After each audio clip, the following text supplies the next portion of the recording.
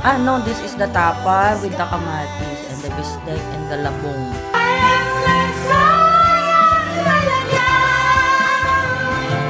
My love for you. Nay, sa balit, ano?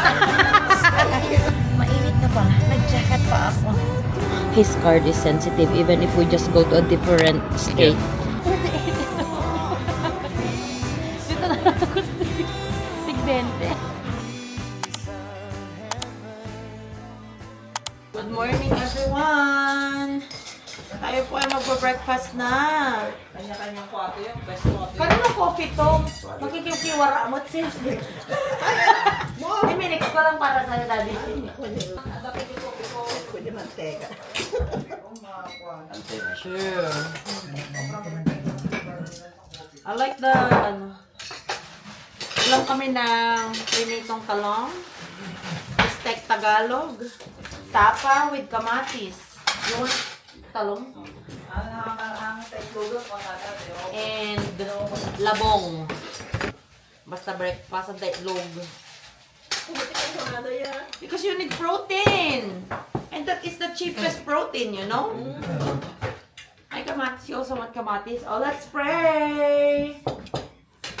Let's pray. Great God, Heavenly Father, we thank you, Lord, for this wonderful day. Christ, we pray. Amen. Let's eat, people. Medyo malamig na po dito sa Edmonton. Apay nga, paparawak mo. Hindi na lamis ka, Ben. Ulit at tibilat-tilat paparawak. No, started yesterday. Probably Jikan more gamin na lamis, ya? Nagkontak kami. Pag natin mag-risk ka, Kaya may sometimes sa Gainesville, mainit pa din. Alam mismo, pagkatal na ko. Nalamis. wala na dyan red deer, tinalamis niya magbagayo, tayo sa tinangin, na magusgustuhan mo pinimish. Malamig na daw kasi nangangati na daw siya. It's a sign. Ni Mishi? Ni Ma. Ay. Ada de kom tilamis, mano? Irda mo lang kanya kasak ide. Kagato. Shock dito iko. At pantal-pantal na pa ide. Ang tubo daw ito yan, tubo-tubo. Yeah. Unang tingin. Not good. Kumanya kami nalamig. Butay hips. Kaya mega lotion, cream. Hindi, ay tilags mo ide. Pantal mo nagdalak ko lang, ide. Here's our ulam, bistek, and then talong. Ah, no, this is the tapa with the kamatis and the bistek and the labong. With the kape. Yum, yum, yum. Baning. Binky ang breakfast.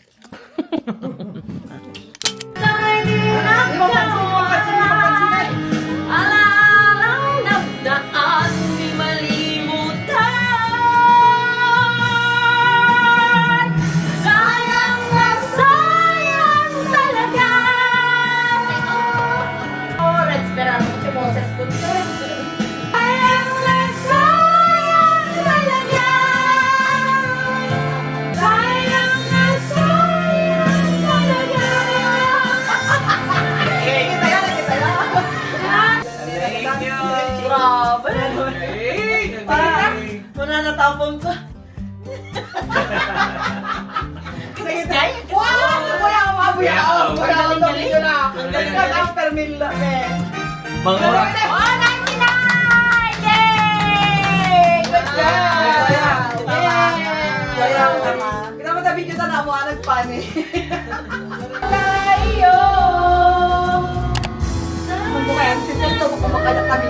Hanga lang katutok na dyan, Midjali.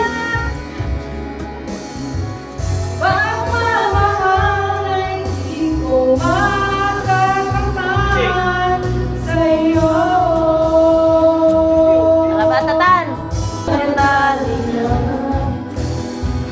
So'y di mapigilan ang sigaw.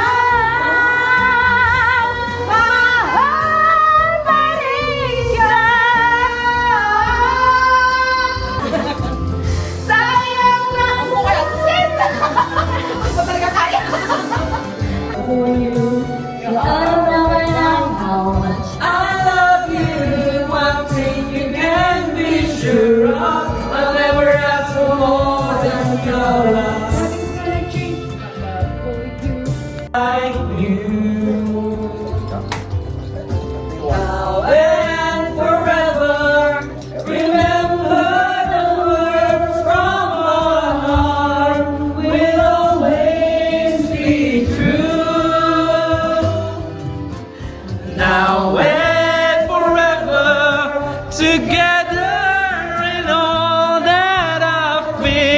is my love for you. Nice sabalit, ano? Learning it. Hello everyone! Welcome back to another day in the life of an immigrant family here in the USA, but currently in Canada for a vacation. So today guys, paalis na kami ni Daddy ng bahay. Actually, kaalis na kami. Wrong outfit ako. Nag-jacket pa ako. Hindi naman pala malamig. Naka-shorts naman ako. Pero kasi kaninang umaga, sobrang lamig. It was 8 degrees Celsius or 47 Fahrenheit. Something like that ata. So I thought it was still cold outside. Pero mainit na pala. Nag-jacket pa ako. Ito pa man ding jacket ko, makapal siya for the temperature. Anyway, we are heading to Best Buy to buy a camera. We will try our luck. Ay, na-ano mo na yun, Daddy? Na-check out mo na? Na-check out na pala niya. We will buy a camera para mas maganda yung content namin na magagawa namin for you guys. Pero sana tulungan ako ni Daddy sa video.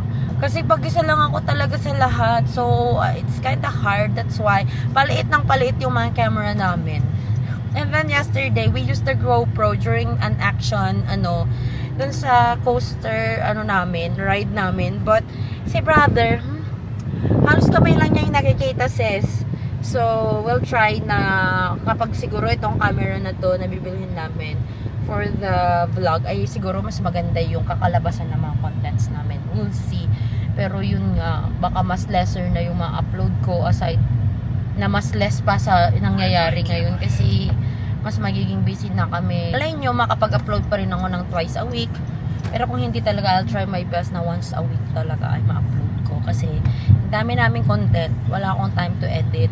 That's why I'm already contemplating on hiring an editor para sana tuloy-tuloy yung gagawa lang ako ng content tapos hindi na ako nag-e-edit. Kaso nga kasi alam mo yun, being a perfectionist, I like to be in control of everything. That's my weakness. I need to delegate a lot of stuff, but I like to be in control of almost everything. And then dun sa din kasi privacy namin, baka kasi may masend ako sa editor na hindi naman pala dapat kasali, na dapat hindi makita ng ibang tao. Yun. Anyway, we'll go para makabili, para mas maganda yung content natin for you guys.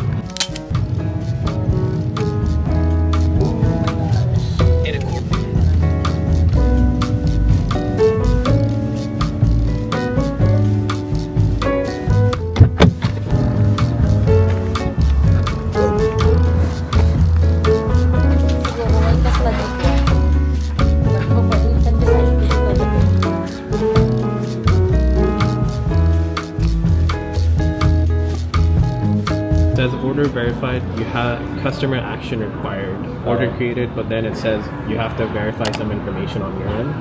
His card is sensitive even if we just go to a different state. So would you like me to just grab the product and we just go? Yeah, if it's possible. Ang mahal pala nito, no? Yung 360 na gusto natin. 899 Canadian. Magkano yun sa USD? 600. Kailangan natin yung resibo. So, paano yun? May mabibili ba tayo na yung ganon? Yung accessories lang? Sure? Na Amazon. Na ganyang brand din. We got the camera, guys. Pero wala sila yung creator combo nila. So, binili nilang namin is yung camera na lang talaga siya. And then we'll just probably buy yung ibang accessories niya. Madami naman kami accessories, yung magnet lang niya tsaka yung clip para sa hat, yung wala kami. And anyway, we have this. Kasi kung sa US namin ito bibilhin, mas mura. Ay, mas mahal kasi siya. Check ko lang kung magkano siya in USD. Kasi in Canadian, including the tax, ay 5% lang kasi yung tax. So, we paid 629.99. Sa card ay 457.64. Magkano to sa US? 599. 599 kapag sa US namin siya bibilhin. Wala pang tax doon. And yung tax is 7% pa sana. So, mapupunta siya ng 600 plus. So, mas mura siya. That's why we buy stuff here kung mga ganyan. Kasi mas mura siya. Then, I just need the receipt, ganun. Tapos, kino-convert ko na lang siya into USD including the tax. Kailangan makita ng tax preparer yung tax din ata. Bili pa daw siya ng shoes pang work niya. Ako, tsaka nakapag may work na ako.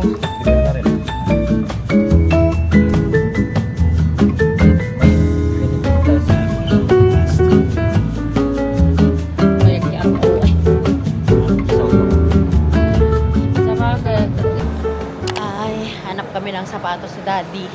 Pang-work daw niya, pero mukhang pinapalusutan lang ako nito na pang-work niya. Hindi talaga to pang-work.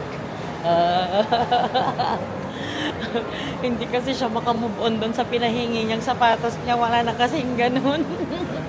Wala. Hindi na kami makahanap ng ganung kulay at ganung style. Sa Chicago namin yun nabili dati eh. Yung Niklong na pasok namin. Sana pala nag-iwan ako dati ng ganito. Hindi ko pinamigay lahat sa Pilipinas. Yung malalaki. Namigay ko kasi lahat. Ang mahal, 1990. Ang lalaki yun na t-shirt. Yun yung gusto ko kasi mahaba yung manggas niya. So kahit hindi ka masyadong lalamigin, kahit naka-shirt ka lang.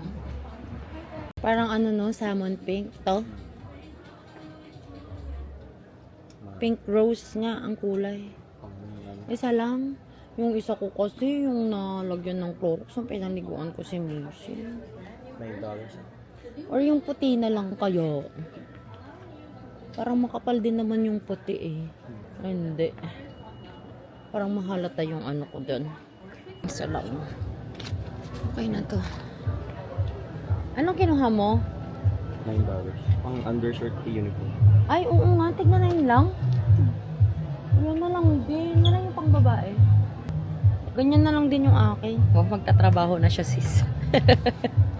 Kala ko long sleeve, ang mura naman. Ganda nito oh.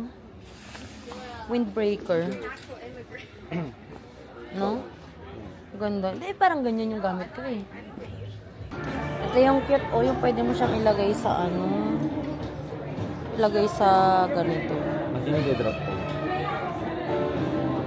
Keychain. Mas madami kasing option dito kasi yung Lululemon sa Mall of Georgia tsaka dun sa outlet wala sila yung mga ganito, yung mga keychain, mga mas madaming options here. Nice din to oh. Tapos kaso kasi pag ilalagay ko na dito yung keychain ko, ay ito pala to. Ito maliit lang pero yung na ng black. Ito na lang kaya pink, Daddy. Kaso dumihin. Ay, ito maganda rin to. Para ito na rin yung card ko, no? Minsanan na, pati ng mga susi. Para hindi ko talaga maiiwan, no? Kaso, ay pwede siya, no? Pang kamay, ganyan. Anong kulay? Itong green? Ay, wala siyang ganunan. Abe. Wala siyang, hindi siya kagaya nito. Meron. Wala. Ito, yung mga bag ang nag-a-attach sa kanya. 48? 48 ito. Dito na lang ako sa tig 20. Yan ba yung gusto mo? Asalang kulay. Siyempre kung madaming kulay yan, sana na yan. Sana naka-display na. Parang hindi mo bagay mag-black. Yung mga kulay na bagay mo, yung parang yung mga greenish, mga ganon. Ay, ang kapag mabaling nag-order dito.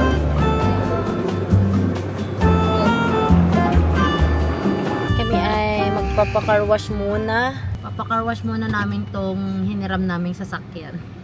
Mamuwi sa Pilipinas si Kuya, kaya itong sasakyan yung ginagamit namin. So, car wash, tsaka full tank. Kasi bukas alis na kami. So, para pagdating niya from the Philippines ay medyo malinis naman tong sasakyan. At, full tank. Kasi yung pinuntahan namin nung kasal, malapit sa lake is already rough road. So, sobrang puting-puti ng dumi. Para naman di sabihin ni Kuya na linis din ka, Daddy.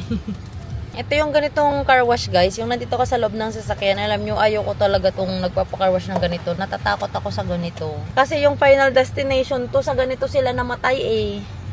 Huwag naman sana, Lord.